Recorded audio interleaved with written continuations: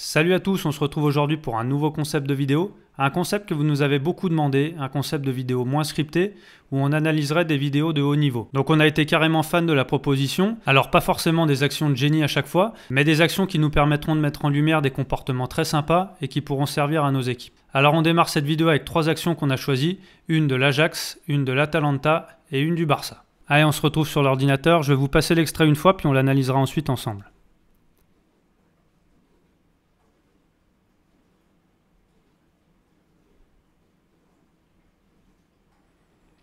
Alors on va utiliser la vision du ralenti.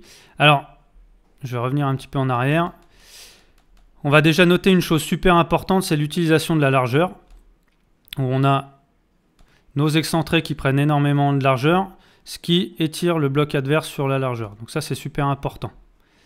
Deuxième chose, on va revenir un petit peu en arrière. La conduite de balle de notre défenseur central fait penser à l'équipe adverse. Hop, donc là il conduit dans ce sens-là, qui va jouer de ce côté. Donc on a un décalage au final de toute l'équipe adverse qui se décale un petit peu sur la gauche. Pendant ce temps-là, on a un joueur qui va faire un déplacement super intéressant. C'est notre milieu intérieur là, qui va se déplacer au centre du carré adverse, ici. Pendant que tout le monde se dirige vers la gauche, lui va se déplacer à l'intérieur, ce qui va lui permettre, encore une fois grâce à la largeur, d'être trouvé avec de l'espace et donc du temps. Puisque là, il s'est positionné pile au centre du carré, ce qui lui laisse le temps de se retourner parce qu'il était à égale distance de tous ces joueurs-là. Et ça, c'est super intéressant parce que ça lui permet de se retourner. Et la largeur de départ va emmener un comportement super important pour nos joueurs. C'est que ce joueur-là, au départ, était fixé par celui-ci. Ce qui fait qu'il ne pouvait pas vraiment bouger de cette zone-là. Ce joueur-là, je vais le remettre en lumière, est obligé de sortir, ce qui nous crée un intervalle énorme entre les deux. Et entre ces deux joueurs-là, ce qui permet à l'attaquant ici d'attaquer l'espace et de recevoir le ballon dans la profondeur. On voit qu'il n'y a pas du tout hors-jeu. Et ça nous donne un but, franchement, qui n'est pas compliqué, si on le regarde encore une fois. Mais les déplacements sont bons et les déplacements sont faits au bon moment, ce qui permet d'attaquer la profondeur. Deuxième action avec l'Atalanta, on va se poser la question ici, quand une équipe arrive dans les 30 derniers mètres, comme c'est le cas de l'Atalanta, comment aller marquer. Donc là, c'est Kolasinac, l'ancien Marseillais, qui a le ballon, ici. Donc si on étudie un petit peu ses possibilités, tirer, c'en n'est pas une vu sa position. Le centre pourrait être une option, mais on voit qu'on est à 1 contre 2 ici. Donc clairement, l'espace pour aller au but, il est situé dans l'half-space derrière les deux, entre les deux centraux, pardon, et on pourrait rajouter le latéral comme ça. Donc l'idée, c'est d'attaquer cet espace-là. Alors comment? Il y a 2 options pour le faire. On pourrait très bien se servir de notre excentré qui ferait joueur planche pour trouver ici Lookman dans la profondeur. Ça, c'est une option. Mais on a préféré la jouer de la manière suivante. On a Ederson qui se rend compte de la position de son attaquant, qui sait que son attaquant, par sa position, fixe les 2 défenseurs, ici et ici. Donc finalement, ce défenseur ne peut pas trop sortir. Il prend l'info, on le voit clairement ici.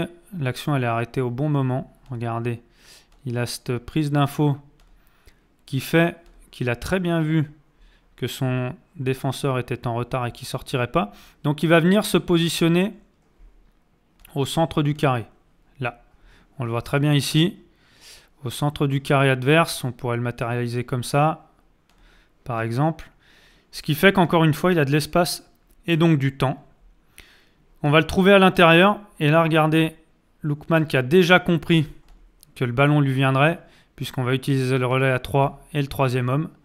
Donc 1, 2e homme, 3e homme, pour trouver l'espace qu'on avait donné au tout départ. On voit ici que le défenseur il est mal orienté. lui, il n'est vraiment pas en posture et donc il a un temps de retard sur Lookman. Ce qui nous permet de trouver le joueur là où on avait souhaité le trouver. On voit que Lookman prend l'information sur la position de son attaquant. Il voit qu'il est en position préférentielle. Donc ça lui permet de faire un centre en une touche et de profiter de la position préférentielle de l'attaquant. Donc encore une fois, un déplacement très intéressant entre les lignes qui nous permet d'attaquer la profondeur. Dernier extrait, et cette fois-ci je vais faire appel à vous dans les commentaires parce que pour moi il y a débat.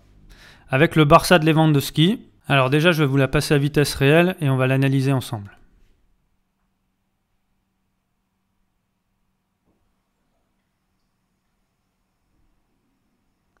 Alors ce but, encore une fois, il paraît simple, mais il est plein de micro-détails et on va les analyser ensemble. Alors, ballon au défenseur central, on va déjà mettre en lumière le rôle de Casado, qui va se déplacer à l'intérieur du carré adverse.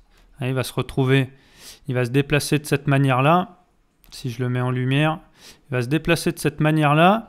L'idée pour lui étant d'être à l'intérieur du carré adverse.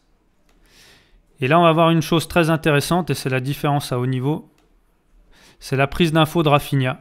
Il décroche pour solliciter le ballon. Donc il était là, il se retrouve ici. Et là, regardez, il y a prise d'info.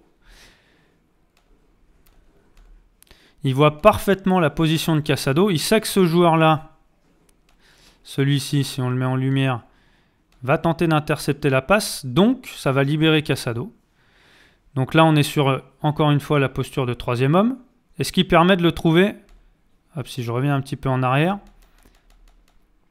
avec de l'espace et donc du temps. Parce que là, il a pu se retourner et ce joueur-là est éliminé. Et là, on a de l'espace et donc du temps. Et là, on va regarder la posture de Lewandowski. Alors, attendez, je vais revenir un petit peu en arrière. Donc, il est face au jeu, Casado. Et là, Lewandowski a deux choix. Soit il attaque la profondeur. Et on pourrait mettre ce ballon ici. Mais il va faire un autre choix. Et c'est là que je vais avoir besoin de vous en commentaire. Pour moi, il identifie la position ici de Pedri. Et il décide de solliciter le ballon en appui plutôt que dans la profondeur. Ici. Pour attirer son défenseur et libérer l'espace à Pedri. Je vais la remettre au ralenti. Donc là, il identifie la posture de Pedri. Et là, le fait de demander en appui, scotch totalement son défenseur. On voit que là, il a planté les appuis. Ce qui permet d'ouvrir l'intervalle entre les deux défenseurs et de glisser le ballon. Alors Lewandowski, il l'a fait exprès ou pas? C'est vrai que pour moi, il y a clairement débat. Alors j'attends votre avis en commentaire. Et si le concept vous a plu, n'hésitez pas aussi à nous le dire en commentaire. Nous, c'est quelque chose qui nous plaît vraiment de faire parce que ça permet d'analyser ensemble des choses et c'est toujours sympa. Et en attendant vos retours, je vous dis à bientôt.